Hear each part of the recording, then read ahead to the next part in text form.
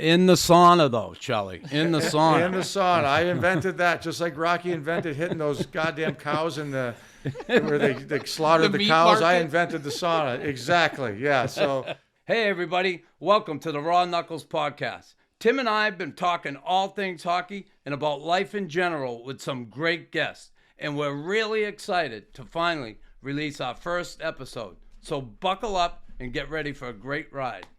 Buckle up is right, Nux. To be honest, I love podcasting. I never thought I would be doing one. So this is something I'm really looking forward to. We've had a couple of good episodes, and I'm excited to release this thing. Well, get ready. Here's podcast number 1 with Chris Chelios. We hope you enjoy it. You're listening to the Raw Knuckles podcast. When I stepped on the ice, I never backed down, and I never stayed down. And I was vicious, and I was malicious, and I don't care. I'm alive. He's a freaking madman. Look at him going to town. That'll be a suspension. That'll be a fine. Alive, I'm alive, I'm alive, I'm alive, I'm All right, Chelly, we're ready to rock. How you been, buddy?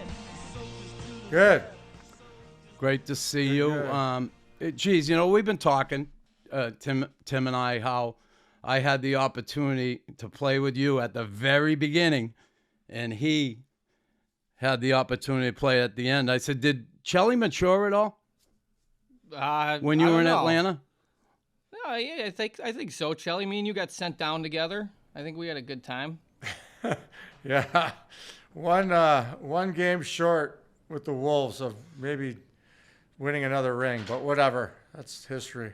Yeah, history, Chelly. When I think back, and you know, you born in Chicago, moved to California, how your career, you ended up with a Hall of Fame career, and you look back, it all started on a beach. Tell us the story about how it all began.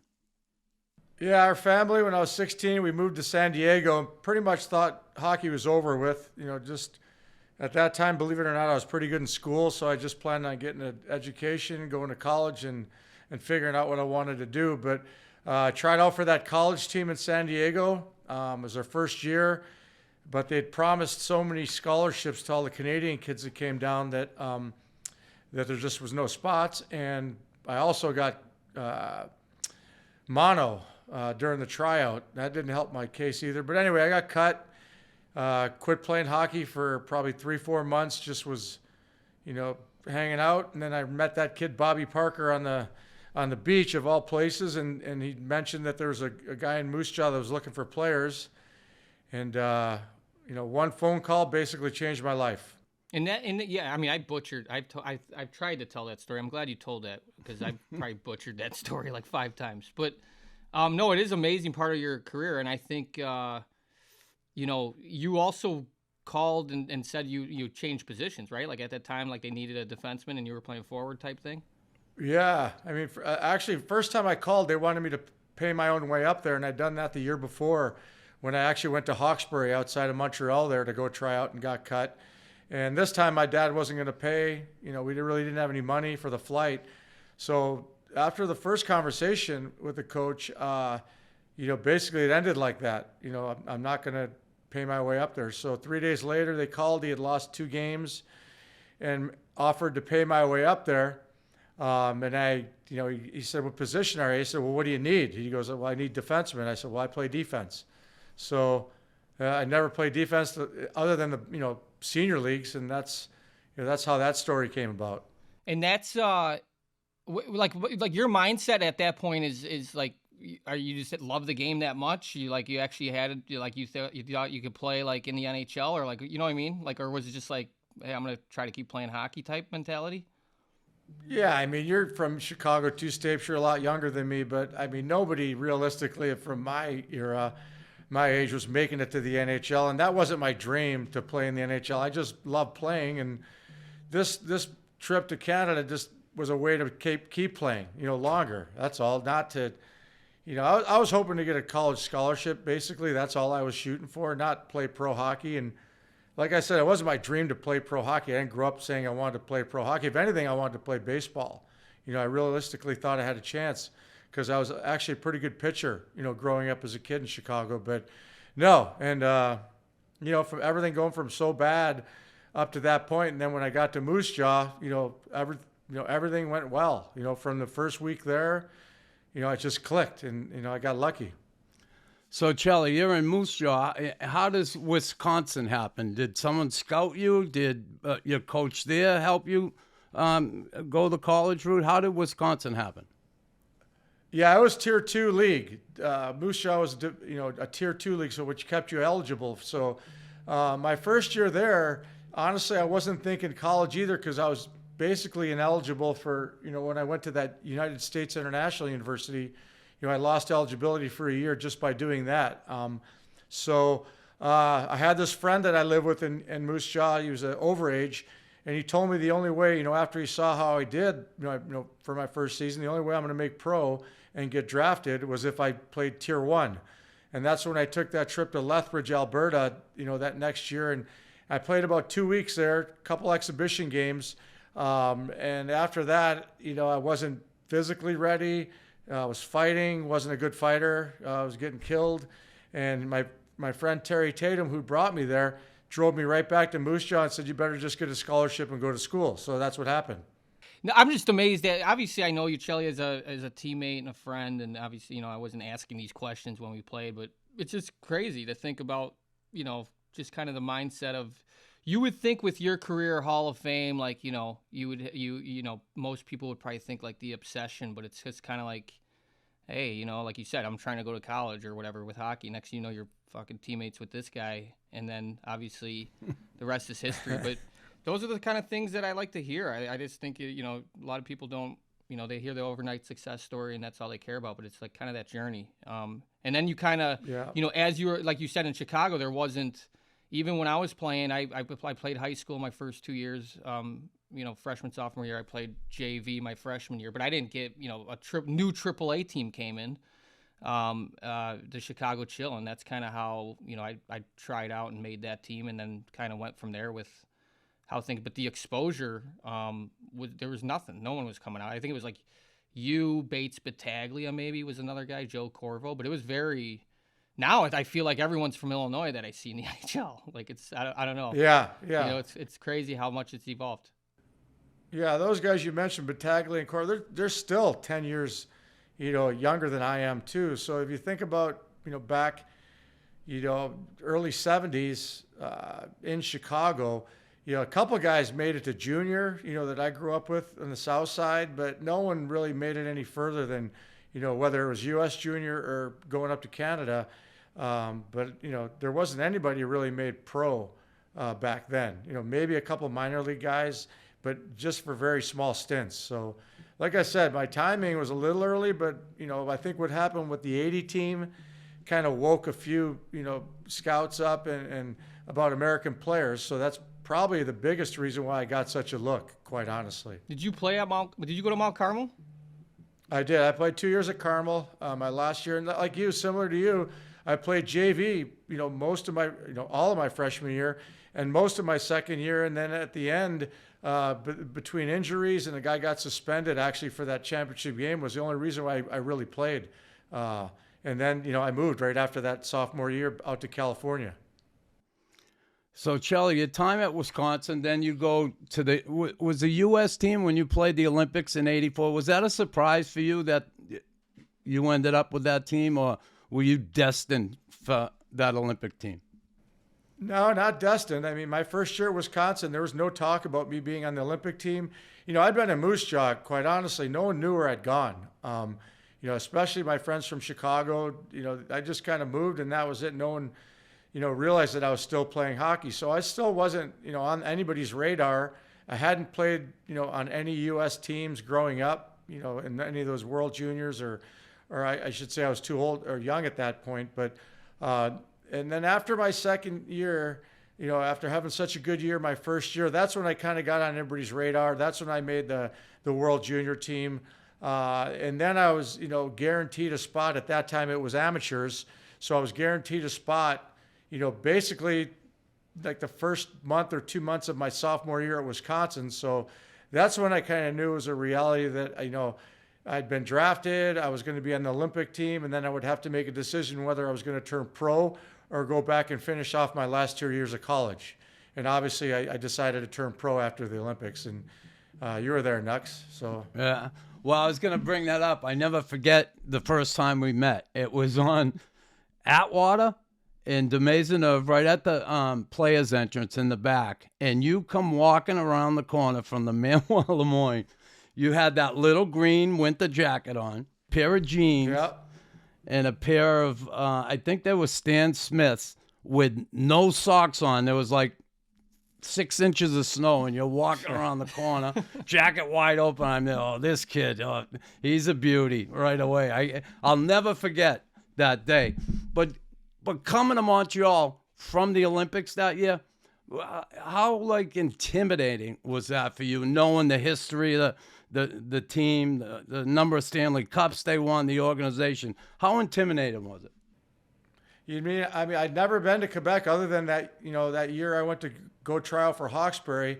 And quite honestly, I never watched pro hockey growing up in Chicago. Stapes, you can see why it was never on TV, the Hawks game. So we didn't have the opportunity to watch a lot of NHL hockey. And then when I moved to San Diego, zero. So getting to Montreal, and when I got to Montreal, I was actually hurt. I broke my ankle in the Olympics. So I watched the first 2-3 games when Bob Berry was coaching at the time, and to see the team wasn't doing well, how critical the fans were, in the rink during the games. If someone missed a pass or there's a bad play, they're booing the home team. So I learned quick, these people were real serious and knowledgeable, and after the history of Montreal and them so used to winning all these Stanley Cups, I learned pretty quick, and it was very intimidating. I was on radio shows, and people were asking me who I thought I was coming in.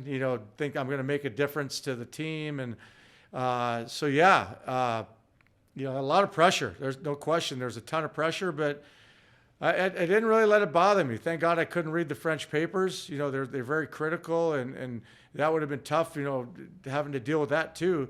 I played and. My first 13 games were horrible. I didn't play well. And then I got into that first game in the playoffs, and someone flipped a switch, scored my first goal of the playoffs against Boston, and everything from that point on, Nux, we lost out to the Islanders in the, semifinals. We were on a great run. So I was lucky the way things went for me. I was just thinking about that whole crowd experience. I was just you go to a Hawks game now, and it's like I could be wrong, but maybe I'm just everyone's just like shoot. The guys got the puck at the red line, like it's just like they're partying. No one knows hockey. Yeah. I feel like, and then when I got obviously playing in Winnipeg, I know that experience of just the fans and knowing the game, like I'd go to like the dry cleaners, and the guy would be like bitching about the power play, and I'd be like, were you just in the meeting we had? Because you're exactly right. Like it is crazy, right? Like it is crazy, like how much of a difference the knowledge is in fans and stuff. But back then they had no glass behind the benches even. So at the time, I think it was my third or fourth game, this guy he kept yelling at us to get going and wake up, and so I turned around and told him to shut up, not in those words, but basically the same. After the game, we're in the dressing room, and we'd won the game, and I'm sitting there with Craig Ludwig, and here comes the old guy that I was yelling at. It was Senator Molson.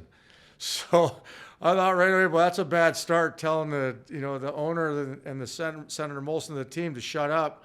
And he came right up to me, and he loved it. He says he likes that kind of energy. I'm like, thank God. I could have got traded my first week in Montreal. So, like I said, they're knowledgeable people, and they expect a lot of you. Yeah, it's funny, Stapes. They had the president of the team and the owners all sat right behind the bench, and there was no glass there, so they could hear everything. Mr. Molson's wife, we're telling everybody, fuck off, fuck you, you suck. We're screaming at people, and the wives are sitting there. It was hilarious. One night, they had the King of Denmark and his wife behind us sitting there, and I was going off on someone. We were playing Boston, I don't know, but I had some very foul language. And I remember Mr. Corey, the president at the time, came in between periods. He said, hey, can you keep it down a little bit for the wife of the King of Denmark? I'm like, fucking, see you later, Ronald. Like, But you know, Chelly, thinking of those times, and you know, that second year, and I remember Steve Penny come in that year. We got up 2-0 on the Islanders. They come back 4 straight in the conference final. Yeah. We're out.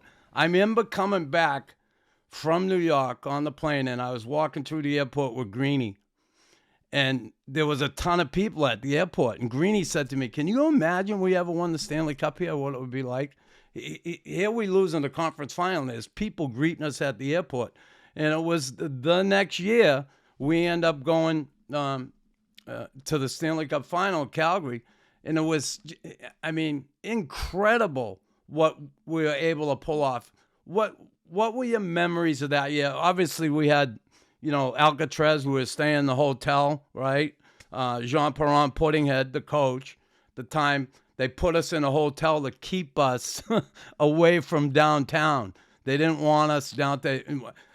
The least amount of distractions as possible. But what do you remember from that time? I mean, I think it was Jacques Lemaire actually was the one that started that, right? The year before when we went on that run again and ended up losing the Islanders. But yeah, I mean, I loved it. Like that, it was we were so close to the team and everybody's together and we got along so well. And then obviously when you start doing well in the playoffs, you know, we had that 7-game, series against Hartford. And I remember you had that famous back check next where you caught this guy in a 2-on-1 and then Claude Lemieux comes back and scores. That's when you know you're a fighter, huh? You had a famous back check. Yeah. And I never seen Nuck skate so fast in my life. That's how hungry, the guys were and Nucks was. And then, we went on, beat the Rangers and, we just built momentum. But just like I said, it's work and it's hard, but it's fun. And the deeper you go in the playoffs and then, obviously winning in Calgary,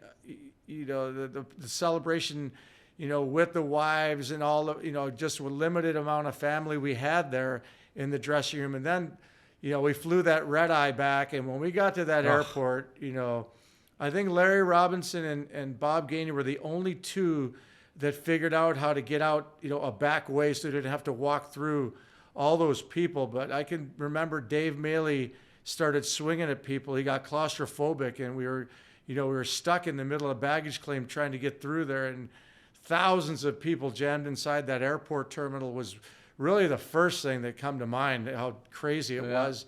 And then, of course, the parade, riding in the back of that car with, the late Tom Curvers, a great teammate, great friend. Curvy. A parade that was probably should have lasted 2 hours, down St. Catherine, lasted 4.5 hours, getting overserved by the fans. And then, what a train wreck I was when I got to the Forum to go on stage. And, it happens. I was young, and I just, to celebrate with the city, and the weather was beautiful. I mean, they tore that city apart the night we won it, and we won. I can't imagine what they'd have done if we lost to those, St. Catherine there, with the cars and the fires. And so, yeah, it was just something I'll never forget. And it was, you couldn't win the cup in a better city. That's for sure. Yeah, Chelly, when I think back of that era and obviously winning that cup, how the parade, everything, I think when you first came in, you surprised a lot of people. And I say that because, honestly, we didn't know much about you. We knew American kid coming in. I was happy because we're another American on the team. But one thing people didn't, I think you surprised a lot of people, is how tough you were. And I remember being in Boston and squaring up with O'Reilly, and I actually have a picture in here of you trying to fucking get in between the two of us to break up my fight. I know. You're like, you didn't want fucking me fighting O'Reilly. I'm like, Chelly, get out of the way. Same fucking thing happened in that brawl, to end all brawls with Dave Brown. You're there with Brownie trying to fucking keep me from fighting Brownie. I think that was the biggest surprise about you. A lot of people they figured college kid, I can't be that tough. And you come in and you played the game nasty, the way it should have been fucking played. Yeah, I learned that in Moose Jaw. I was the only American in the league, and I had no choice. So, it's either you adapt or die. And I had never been in a fight in my life on the ice. until I got to Moose Jaw. And the first fight was with Garth Butcher. Remember Garth Butcher, that tall, lanky defenseman, tough kid, but he was 15 at the time, and he got me good. He whipped the hell out of me that first fight, but as soon as we got out of the box, I went right after him. I did okay, and then, you learn. In 2 years, I had a lot of fights. And then I'll never forget my first fight. And actually, you were the first guy to come up to me. You're so happy I fought Steve Casper that first game in the playoffs. Actually, it wasn't the playoffs. It was my first game against Boston in the Garden. And you grabbed me and shook my head. And then you were really mad at me for getting involved, like trying to get in between you and O'Reilly. And I think that's I'm not sure if that's the fight you dropped him with that punch that you got right in the eye. No, that was later, though. It was later. That was the end of Terry O'Reilly. I think that was his last year. And I know you loved O'Reilly growing up and you respected him, but those are some good battles. But yeah, and then you had the one brawl when you lined up in the face-off and you're with Jay Miller and then Dum Dum Curran, that baby feet or baby stuff. He tried to run in after you, and I caught him, and that's when I'll tell Whitey was so proud of me. That's when Whitey adopted me. Is when when I you were jumped in for adopted you that right game. then. So yeah, so There's no question. Yeah, I became part of the family. Yeah, you but did. anyway, like I said, it was just. You had to back then at least protect yourself, and you had to show up and defend yourself. Otherwise, people take advantage of you. So as your career went along, I loved. I mean, this is awesome to hear these kind of, obviously, just what it was like for you guys. But now, as you went on with your career, and obviously you became more, you could say like offensive defenseman, kind of like, and you still had your style. Like as you played with like tough guys, say like Chris, or like Probert. You played with Probert, right? Was he still there, or was he gone when you went to Detroit? I actually played with Proby in Chicago. Yeah. Now, playing with guys like that, did you feel like, were you like me, where like all of a sudden you grew like a few inches and it just felt like kind of safer, or were you just with your style, you never thought about that? I mean, I didn't think about that till I got to junior, and then obviously Nux was my babysitter on and off the ice. So you get room, and it helps a lot when Dale Hunter and all these guys are chasing you around, and then Nux comes on, and all of a sudden it gets real quiet. So, and I mean, all my best friends on the teams were usually the tough guys and the fighters because they took care of me, and I couldn't have done it without them. There's a lot to be said for that, and still, even though the game's changed a lot. A perfect example is that kid Reeves, what he's doing for the Rangers. It's a totally different team now with him around, and they have added a little grit and size. And so it's always going to be part of the game. And, regular season, it doesn't, that's when I think it has the most impact. Playoffs, you got to play hockey, but you still need those guys. And, I didn't take them for granted. And give Nux credit. Like he taught himself how to play and ended up on the top checking line for years. His Nux would happen, and he had the famous back check. And then I scored goals, Tim. Tim can't believe I scored goals, Charlie. Well, did you have 19 or 20 the one year? 21. You scored 19 goals one year, didn't you? Yeah, he knows. 21 goals. I got 19. I had 1 year 21, 1 year 19, another year 17 for a plumber. Yeah, and you're playing with two other plumbers, and Bob Gainey. Carbo wasn't a plumber, but Bo wasn't he wasn't a playmaker. He just worked his ass off. But yeah, and give credit Jacques Lemaire. He gave Nux that opportunity and taught him how to play, and he turned into a reliable, very reliable, defensive player, and shutdown player. Where does your work? So your work ethic? My wife's Greek, and I'm 0 for 500 in arguments, so I know how. But where does that? Obviously, there's a work ethic that you're kind of like just born. I mean, you're born with some, above and beyond, playing as long as you did, and obviously being able to kind of experience like the things you would do to prepare, and obviously just showing up every day. Where do you think that is? That come from your parents? Absolutely. All they did was work their whole life to provide for us, and mostly restaurants and bars for the most part. 80-hour weeks, crazy hours, but still managing. My mom raising 5 kids, and Dad somehow trying to squeeze in as much kid time as he could. He made every time I was playing, he tried to make everyone if he could. again, I saw how hard my dad worked in the restaurant, at home, and, it was just, for me, it was natural because I was raised like that, growing up in the restaurant bar business.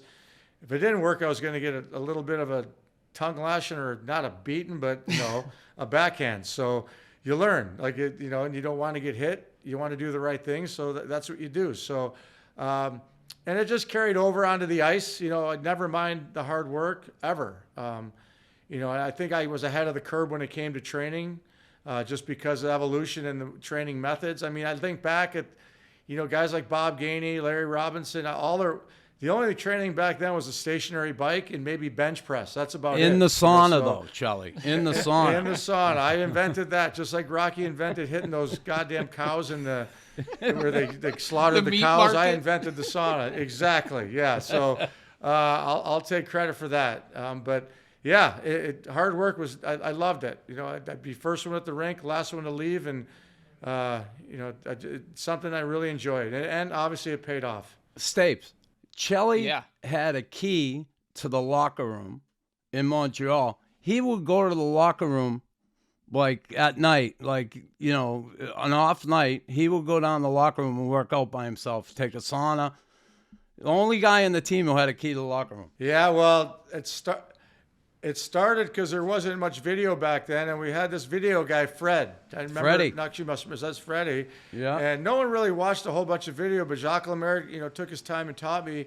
And I wouldn't mind, going in at night and, going to once he taught me how to run the machines there and everything in the audio video.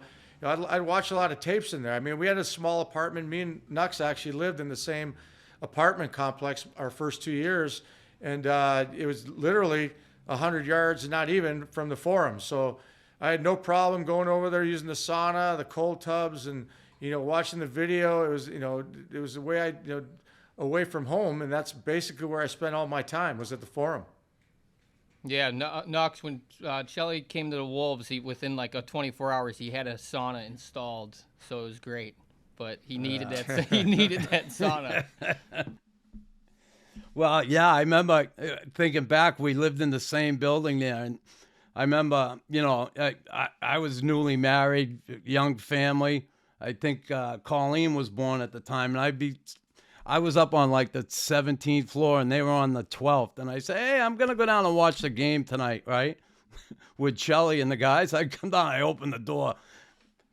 Huge, just huge party going on. Yeah, watching the game. I was down there till like 4 a.m. with all the young guys. We got a lot guys. of free beer from Molson. Every guy. Yeah, every guy was. We had 8 rookies. We had 8 rookies. So I mean, no one had a wife. No one had anybody live with any girls. So, we were like brothers. So we took turns. We all spent the same amount of time. And the Molson family, being as generous as they were each giving us 5 cases a month each free of beer, so that worked out pretty good for us. Yeah, it was like ever since you told him to shut up, you got free. Yeah, right. Yeah. He said, we got to keep this kid. He's like, I knew this would pay off. Stocked. Yeah. Oh boy. Well, then we had some. Ryan Walter was a born again Christian, so he didn't drink his beer. I got his, and whoever didn't pick up their beer every month, I'd get their beer and throw it in my truck, and I was loaded. It was awesome. So, Chelly, we win the cup together. It was awesome. Your first Stanley Cup in your second season, basically. Then you go on. I moved on, obviously, and I was with the Rangers. And I remember that year in the playoffs, and I want to talk about the incident. And I only wish I was there. I was so pissed off I wasn't. I was watching on TV. When you had hit Prop with that clean check and Hextall come after you. Yeah, it was like, it was kind of a payback to Prop. He had slashed me earlier in the season, broke my finger, and I didn't say nothing. I just waited, and it's not like I knew that was going to happen to him. Unfortunately, it hit his head on one of those metal girders, in the glass, and that's what actually did it. And I'm not going to say it was a clean hit because I did get my elbow up, but by no means did I mean that it to be that severe. But yeah, and I was expecting something to, somebody to do something. One of those Sutters took a shot at me. Someone else did, and fortunately, I didn't get hurt, and survived that series, and we went on to beat Philadelphia that series. I was thinking more too, obviously, out of the winning the cup in Montreal. You won 3 of them. Like, do they all have different meanings? Like, what did you like? Did one mean more to you than the other? Well, I think not so much meant more to me, but what the differences were when I was in Montreal, I just shared it with the guys, my teammates. I didn't have family there. I didn't have kids. And then 17 years later, I went over to Detroit, and I got sons that are, 10 and 8 years old. The girls were 7 and 5. And, that was awesome to share with my kids. And they were old enough to understand and be at the game. So it was two different, much older team with Detroit when we won it in 2002. So, I'm no way was one better than the other. For your first cup, I think I should have celebrated like I did, get, hammered and just have a great time. And then the second one, more reserved and, just sharing it with the city and the fans and your friends and, the family. Yeah. And then the third one was Malibu, right?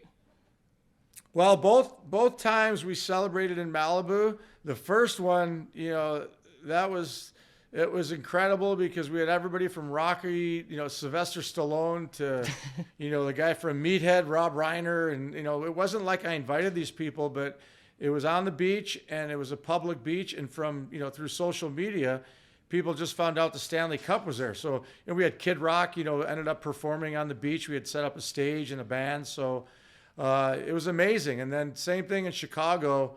We brought it to Wrigley Field. We brought it to White Sox Park. The local bars and, the grammar school and my high school. So pretty special when you could share that Stanley Cup with all the people you grew up with and your coaches and friends. And, that's what it's all about. That thing is like crazy though. That thing's like Justin Bieber walking, everyone just goes to that. It's nuts. Stops traffic. Yeah, it's crazy.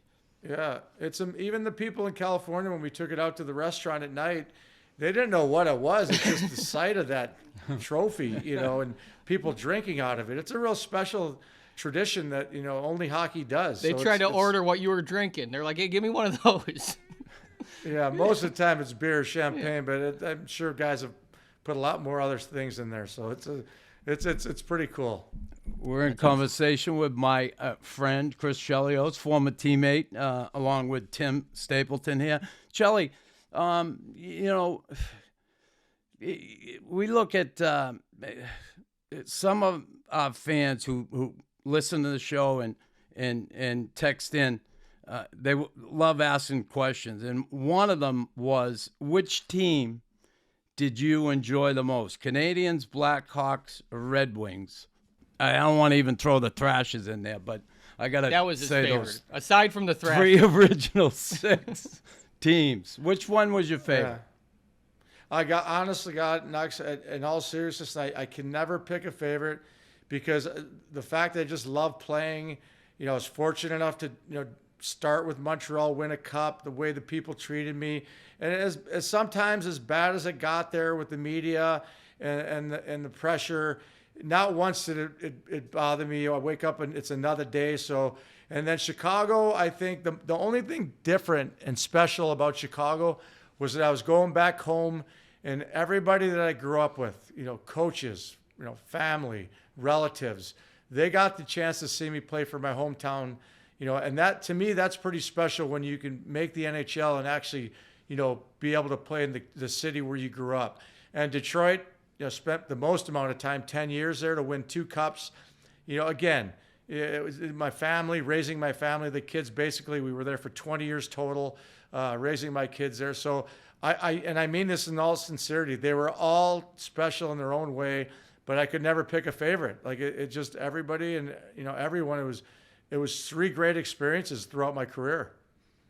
It's a good problem to have. I don't, to choose, which cup is more meaningful. Like I can't even come close to that. But that's, no, it's incredible for sure. Yeah, and had I won a cup in Chicago, I might have said, okay, winning it in my hometown. I think Mark Messier is one guy that comes to mind. He's from St. Albert, Alberta, and he, right around the corner from Edmonton. So he's another guy that was in the same situation. But I'm not going to say it's a regret. And I had a great career, but you can't have everything perfect. Ray Bourque had to go to Colorado, win a cup. Rob Blake had to go to Colorado, win a cup. But it would have been something it would have been amazing to won the cup, playing for Chicago in my hometown. That would have been, icing on the cake for my career. We know you're the competitive person that you are, and the way you played the game, you were all in all the time, loved being at the rink. How about the Greek bobsled team? What was that all about? You know what happened there? Quite honestly, here's the deal. I was in the cafeteria and I saw the Greek guys, with their, they had their uniforms on, and I always go over and say hi to the Greeks, whatever. Every chance I get. I got just a big supporter, obviously the Greeks being proud. And I started talking to them, and, we just kept in touch and contact, and a couple of the guys are from Chicago. So we decided to get together, and at the time when we got back together after the Olympics, they were having a tough time raising money, and they thought it'd be a great idea if I, just came to come a couple of the world tournaments and, actually competed and help them out to raise some money at some of these functions. So that's all it was. At first I thought, this would be fun, get to go down to bobsled, learn how to bobsled. Not much to it, other than you run as fast as you can and jump in the sled. So, I went to Calgary to the World Championships, took a lot of heat from these Canadian bobsledders. They're telling me I don't know what I'm doing, blah, blah, blah. And there is a lot of work involved. Most of those guys are track guys. Their legs are huge, and it's about running. But at the end of the day, I did it for fun. I seriously did want to, compete for the Greeks if I could. At that point, there was a lockout that season, so the timing would have been okay. And then I, decided because I would be taking someone else's spot if they were to qualify, I didn't want to do that. So, and then we ended up on our head a couple times. The driver, was flipping us a few times. That was no fun going, 80 miles an hour down the track on your head.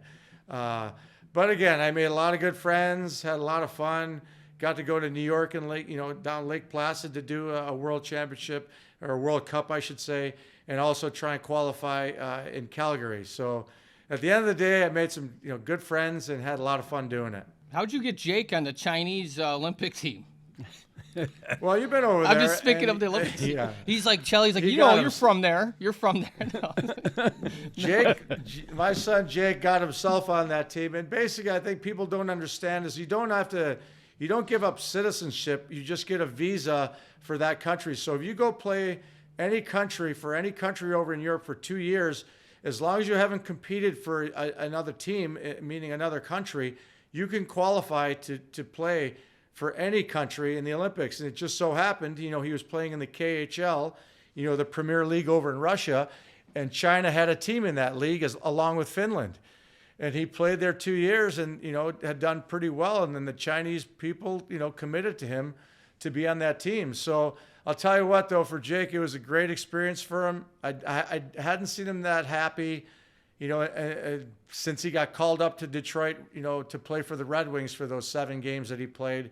And, he came back, unfortunate with the situation now, what's going on, in Ukraine and Russia. And, he's obviously, it's going to be a big decision for him to, whether they go back to Russia or not, or China's even going to, participate again in the KHL with their team. So, but again, back to Jake, he had the time of his life. It was great that he matched up against USA, Germany, and Canada. And so we got to see those games, which was great. No, you're right. I when I was in Belarus, they offered the same thing. I ended up playing with the World Championship U.S. team, so I couldn't, I knew I was going to play World Championships, and I was like, like you said, it was like 2-3 years you can't represent another country. But no, I saw it. I thought it was awesome. I thought it was awesome Jake got to do that, and I'm sure it was a great moment for you to see. And I was rooting for him, but that was pretty cool. Cool that he got to do that for sure. Yeah, it was a tough situation because Chinese, the way they handled their quarantine was way more protocol than any other country. Like they had to quarantine in their hotel room for 10 days, and that was just before the Olympics. They only got to skate 3 days before the Olympics. Jake had lost almost 12 pounds from the time they went to China to the time the Olympics started. So everything that could go against them did. They lost their goalie, their number one goalie in that elimination game to Canada after the first period. So but again, it was a hell of an experience for Jake. I'll never forget it. Yeah, Chelly, when you look at the kids, and again, I remember when little Chris was on the way, Chris Jr., I remember Big Surge came to me and he said, "Hey, big boy, whatever you do, don't name him Chris." I did that with my Surge, and it was a big mistake. Anyway, I went ahead and named him Chris. Now, do you think, I figure anyway, that last name was going to be regardless, but do you think sometimes the last name can kind of put a little more pressure on your kids, per se, when they're playing sports? Well, definitely your kid and my kid, because we had targets on our back throughout our whole career. No question. And I saw it, obviously, growing up as they played youth hockey, especially when they went to Canada. And even in Michigan, Chicago, they're going to test them because they figure they're like their old men. And my kids handle it very well. Dean was more of a skill player, so that wasn't his game, being aggressive and, he wasn't a fighter. There's no question. Jake was a little more aggressive. He played that type of game, but they weren't mean kids. They were tough. There's a difference. And if anybody was mean, it was my daughter Kaylee. When she played sports. So as sweet as she is off the ice or off the field, she was the one that had the mean in her. So it probably took after me most likely, but. For the most part, the boys handle it well. It had to bother them a little bit. I think the Greeks, I don't have to worry about that. The Greeks, they skip a generation. So I'm named after my grandpa. So technically, I can't name my kid. I don't want to piss my old man off. So yeah, those Italians, the Italians just like, Chris 1, Chris 2, Chris 3. But the Irish, they got, they don't really have a set tradition, do they, Nux? I don't know about the Irish. No, not really. It depends. I'm Irish too, usually, guys, Yeah, you are half Irish, right, Timmy? Yeah. So I'm just saying he could have asked me too, but I don't know. We don't have a no. I didn't know you were Irish. Sorry. What's your huh? What's your other Filipino? What's your other but Stapleton's not an Irish name, is it? My dad looked like he took me from the Philippines. He's from Michigan. He was kidnapped. Yeah. I'm still finding my dad, but you might want to get a blood test. Yeah. No, but speaking of Kaylee, real quick, your daughter, she was a big time lacrosse player, right? I think that's when I met her. Yeah. So what she's doing now, was that part of the, was that in the picture or before? Or that's gotta be pretty cool for you to see her doing what she's doing now, right? Oh, I'm so happy. Now she's back in Chicago. She was with Tampa Bay Lightning for 4 years, doing the broadcasting. But quite honestly, she played hockey, she played lacrosse. But she figured, lacrosse was her best avenue to get into a great school for journalism. So there was a plan, and it's not like that's what she knew she was going to do in high school. But the minute she got to college and figured it out, that's what she had her mind set on. And, girls like Catherine Tappan, that was her mentor. That's who she wanted to be. And she's built a name for herself there in Tampa, and now it's carried over to Chicago. And she's been working with Pat Foley at Olachek, and she's got herself a nice little niche here, doing all the Hawks games. And the only tough thing, she got 2 little kids, and that she's walking around tired, but somehow she manages to pull it off. And I couldn't be prouder for her. I look back, my sisters didn't have that opportunity. The women of that era, didn't have that opportunity to pursue careers, and it just wasn't the thing. And now she's right in the thick of things. So she sounds really awesome, by the way. her. And I'm not trying to just be nicer. I watch, obviously in the intermissions once in a while, and she sounds great. So she can talk, cool. That kid. Sometimes too much, but that's if you're in that business. She's really good. No, she's really good, Chelly. I remember, when I had the radio show, I had her on the show quite a bit when Montreal and Tampa get together, and she was awesome, really. And we actually went back and talked about a few of our times here in Montreal with her. It was pretty funny. Chelly, talk about coaches. I have my favorite coach was Lemaire. Certainly helped me a whole lot. And, you near the end having Mike Babcock when you were in Detroit. How was your relationship with him? And, was it... Was it good at the beginning and get bad, or was it ever good?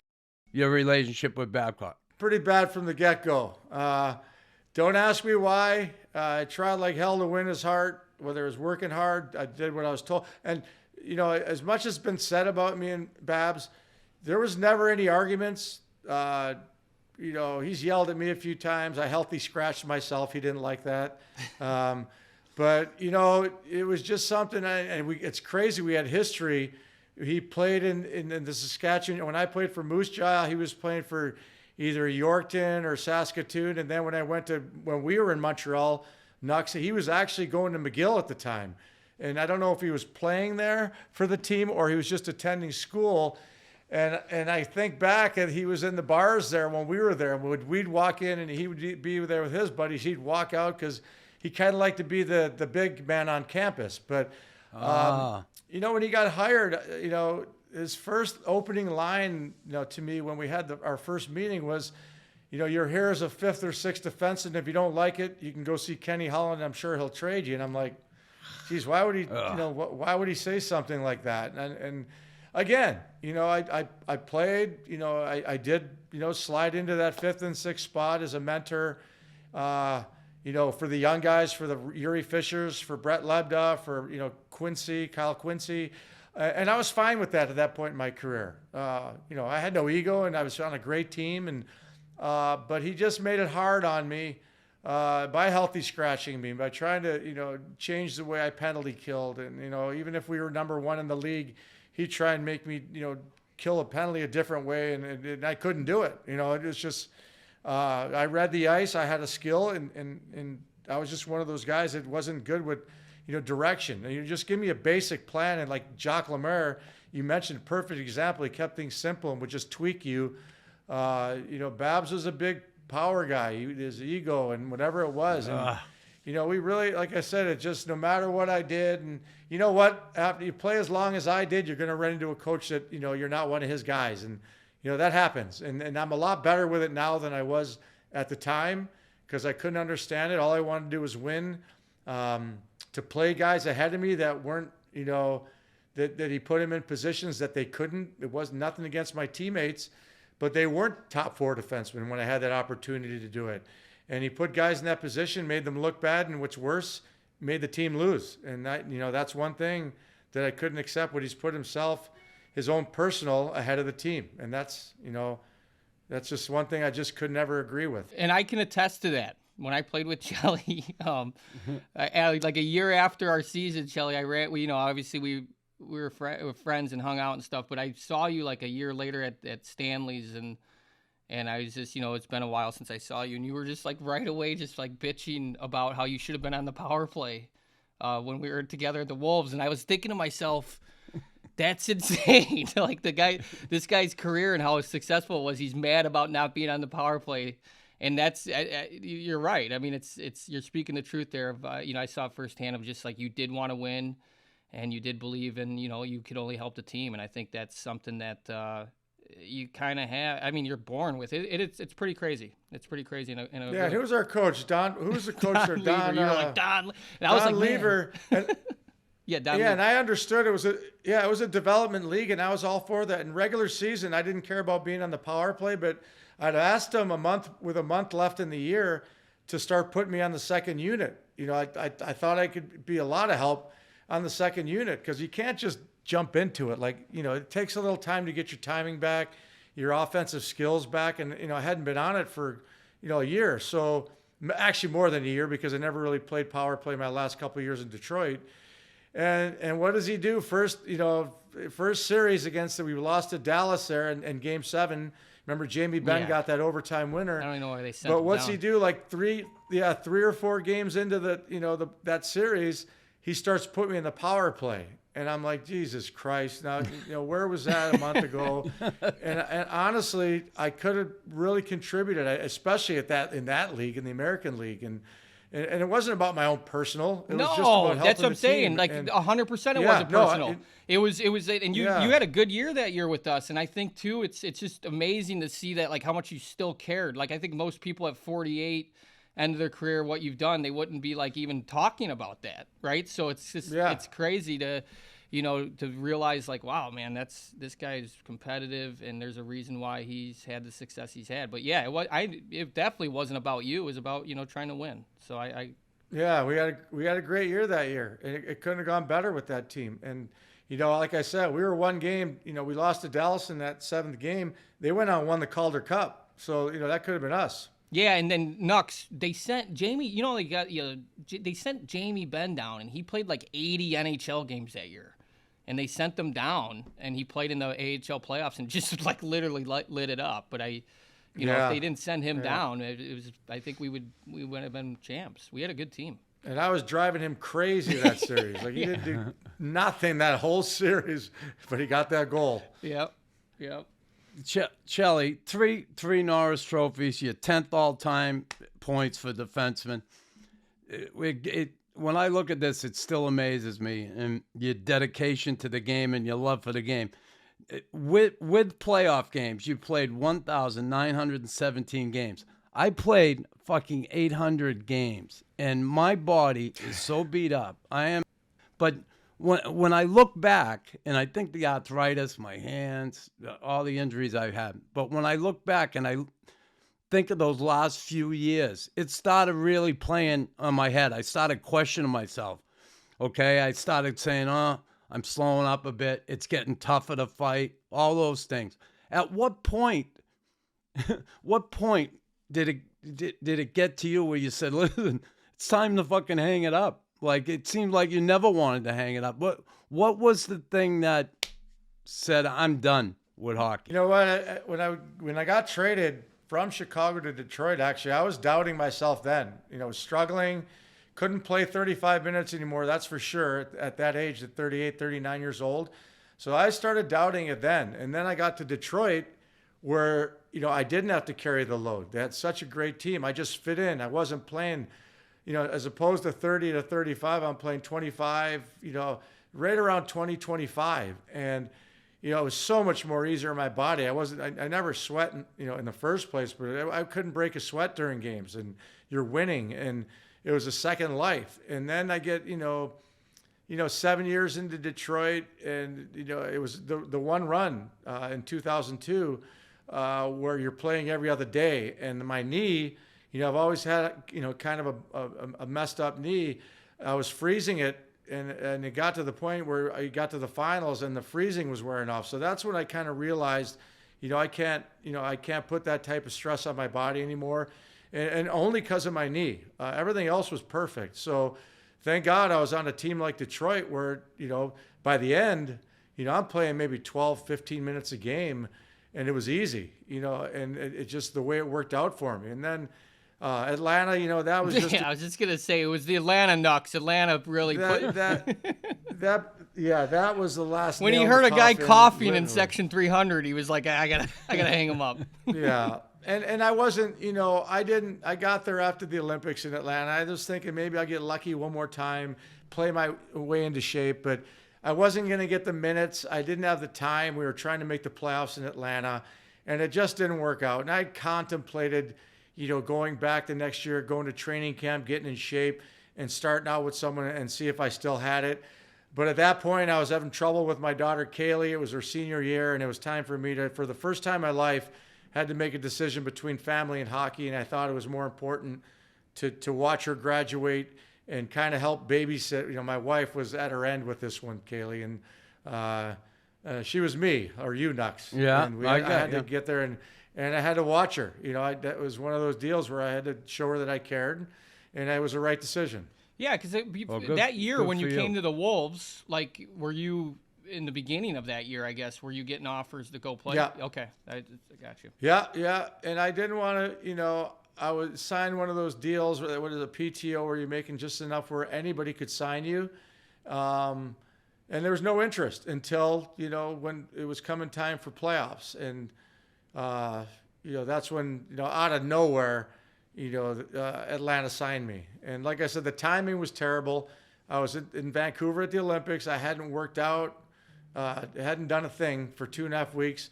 And then the minute I got back to Chicago, they called me up. So I felt terrible. So, Chelly, we got to ask you about the Malibu mob. Obviously, John Cusack, DB Sweeney, Eddie Vedder, all the boys, Kid Rock.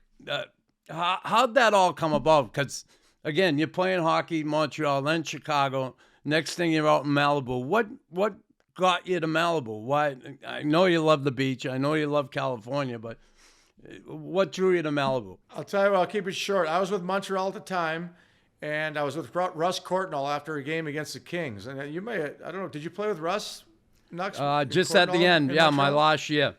my last year when I So came anyway, back. we went after the game in LA. We went down to the famous Forum Club there, which every guy that played in this league, can remember that Forum Club. And Russ was friends with Tony Danza, so we spent the night there drinking. And Tony Danza was living in Malibu, and he mentioned to me, he said, "You should check it out. Beautiful place." And so, I wanted to get away, in the summer so I could spend time with my family. I was just going to start a family. And I went to Malibu and I rented for 2 years, and I fell in love with it and ended up buying it. So, after a couple of years hanging around with, Tony Danza and DB Sweeney and John Cusack, there's a group of guys that we just started to, call ourselves the Malibu Mob. So, we did everything together. We trained together. We would go out for dinners together. We had kids, a lot of us. John McEnroe was part of that.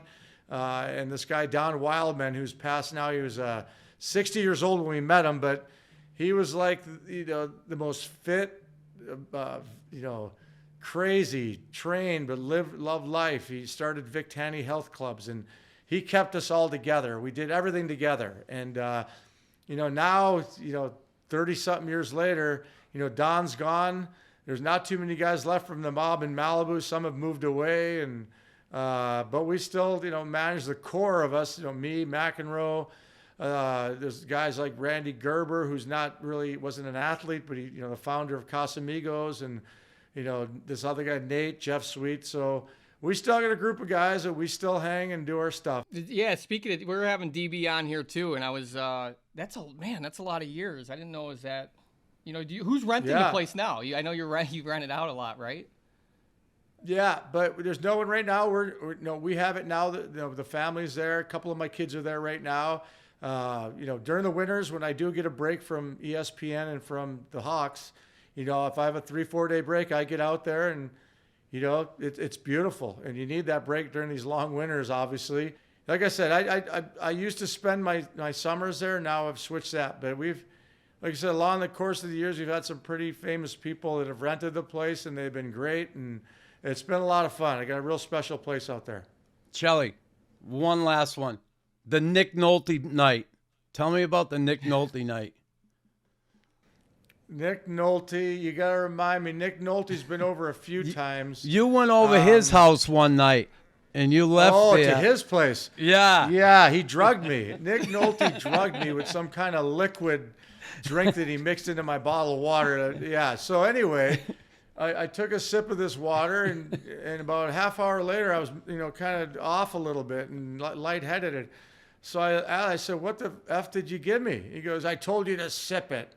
I go, "Sip my ass. What did you give me?" I forget what it was. It wasn't, I don't know. He carried it around all. Anyway, so he goes, "Well, let's go for a walk in my garden." So I couldn't even walk. I was tripping. It felt like I did acid. I've never done acid either, but I've seen movies.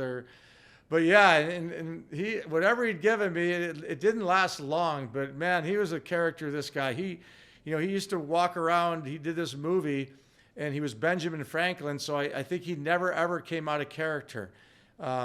He walked around Malibu in a robe, and he carried 2 big water bottles filled with that stuff, and he was just tripping all the time. But real nice guy, really interesting fella. He thought he was a doctor. Like, he actually, thought he was a doctor, and his house had a lab in there, and he called it all protocol, and it was something, this guy. But yeah, he's still in Malibu. Unfortunately, his house burned down in that last big fire. But I'll see him occasionally. He's a great guy. He's a beauty. When you see him, do you bring up, like, you remember when you drugged me? No, never bring that up. But we talk. Like, for some reason he was in Pittsburgh the year we won the cup, and I ran into him in a hotel there, and right away we recognized each other. He's really good friends and close with John Cusack, so that's how we actually met. That's awesome. Chelly, we got to sneak one more thing in from a fan. He texted, who was the toughest player to defend against, and who was the toughest and meanest to play against? All right, to defend against, I'm going to say probably Mario because of his size and his speed. He's the one guy, if he got a step on you, he was gone, and obviously he would finish and score. So he was the toughest to defend. You know, it was a challenge for me every time when we played him. And especially in the Stanley Cup Finals, you know, he was a handful, and then beating us there in Chicago. And then I guess the toughest and meanest guy, Nux, you could, you know, familiarize with this guy. And after it's all said and done, I respected him. But that goddamn Dale Hunter, I won't say I was scared, but I was aware he was out. He got me. I mean, he blew my knee out twice, and he wasn't afraid of you either because he didn't care. You know, he went after me, and he knew you were going to be coming. But that guy, and give him credit, he scored some big goals. He was every bit as important as a star player to his teams. And you know, he hurt them at times with his undisciplined play, but that guy was a warrior. So if anybody, it would have been Dale Hunter for sure. I couldn't agree more with that one. Listen, one of my favorite all-time teammates, my best teammate ever, honestly. And just like back in the day, I still love you, Chelly. Always have, Thanks, always Knox, will. love you too. Yeah, Chelly, thanks. Yep. It's always, obviously, when's the boat come out? That's why I'm on here. I want to know. Boat's out April 15th. I'm counting the days, man. There's sun out I today. It was bet. 67 degrees here 2 days ago. I know. And then it's like, It's fucked. yeah, now it's 30, and there was a snowstorm or slush storm last. That's crazy. Well, but you'll be hearing we're from me used to more it. once the boat comes out. So I appreciate you coming Absolutely. on. And, it's always good seeing you. It's great. We'll You have too, to make a and to trip. all the people in Montreal. Yeah, for sure, Nux. You love boating. That's your thing. Yeah, I'll have We to don't make do a too trip much out there. You need a tan, Nux. Yeah, I do. Yeah, good luck with that one. Yeah, you used to be 10, Nux. Yeah, like in That's September, great. though, Well- coming back from the Yeah, summers. right. But awesome stuff, Chelly. Thanks so much.